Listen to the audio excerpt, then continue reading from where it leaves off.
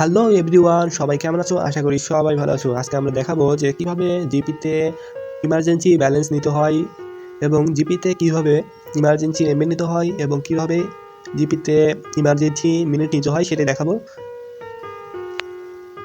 ভিডিওগুলো সম্পূর্ণ দেখবেন, অবশ্যই দেখবেন। তাহলে চলুন ভিডিওটি শুরু করা যাক।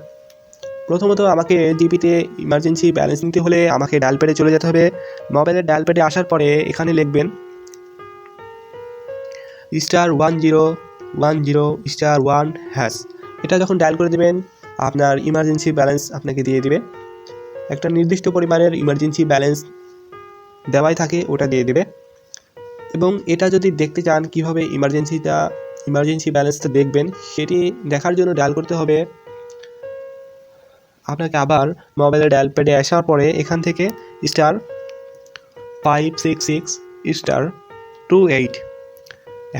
এটা যখন ডায়াল করে দেবেন আপনাকে ইমার্জেন্সি ব্যালেন্স কত টাকা আছে সেটি দেখাই দিবে। এবং এখানে যত খরচ করবেন খরচ করাটুকু বাদ দিয়ে আপনাকে যেটুকু থাকবে ওইটুকু দেখিয়ে দিবে। এবং আমরা এখন দেখাবো যে কিভাবে ইমার্জেন্সি এমবি নিতে হয়। ইমার্জেন্সি এমবি নিতে হলে আবার মোবাইলের ডায়াল প্যাডে আসার পরে এখানে লিখবেন *121*3141#।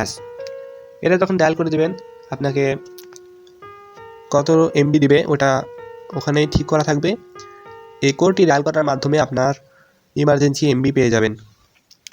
এখন আরেকটি কথা হচ্ছে কিভাবে ইমার্জেন্সি মিনিট পাবেন। ইমার্জেন্সি মিনিটের ব্যবস্থা এখনও জিপিতে করা হয়নি, অপশনটি চালু নাই, অপশনটি অফ আছে, সেই জন্য মিনিটের এটা দেখাতে পাচ্ছি না। তবে নেক্সট ভিডিওতে যদি দেখাতে পারি অবশ্যই দেখাবো।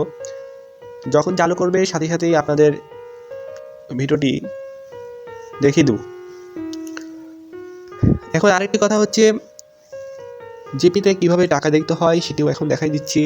মোবাইলের ডায়াল প্যাডে আসার পরে এখানে *566#। এটা যখন ডায়াল করবেন জিপিতে ক্লিক করার পরে এখানে দেখাই দিবে কয় টাকা আছে। তো এইভাবেই সব কিছু করতে হয়। যদি ভিডিওটি ভালো লেগে থাকে তাহলে অবশ্যই একটি লাইক দিবেন এবং সাবস্ক্রাইব করে রাখবেন এবং বন্ধুদের সাথে শেয়ার করতে পারেন। তো আজকের মতন এখানেই বিদায় নিতে যাচ্ছি। সবাই ভালো থাকবেন, সুস্থ থাকবেন। আল্লাহ হাফেজ।